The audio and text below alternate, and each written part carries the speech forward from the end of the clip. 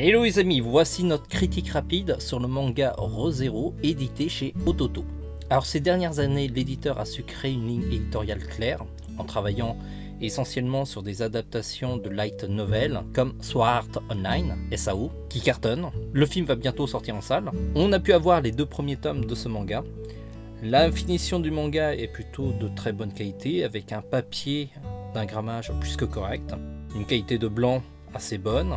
Au niveau fabrication de ces mangas, l'éditeur Ototo est plutôt cohérent, c'est toujours presque la même fabrication.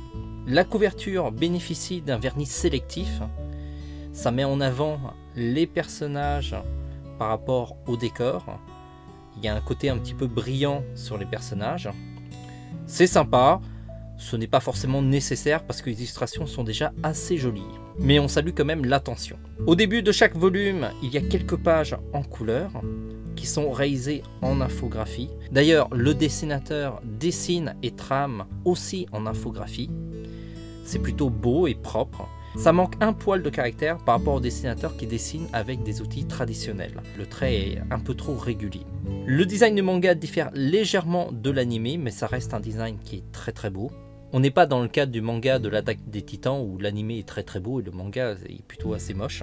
Alors on va parler un petit peu d'histoire. Il s'agit d'un jeune japonais qui vit un petit peu dans un monde contemporain comme le nôtre.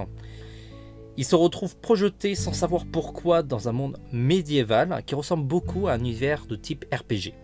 Au début c'est amusant pour le garçon parce qu'il explore un petit peu cet univers et pense que c'est un jeu. Mais il va vite s'apercevoir que ce monde est bien réel, il peut se faire agresser et surtout il peut mourir. Sauf qu'à chaque fois qu'il meurt, il recommence sa journée depuis le début. Pour ceux qui connaissent le film Une journée sans fin ou sinon le film Edge of Tomorrow, le principe est un peu le même.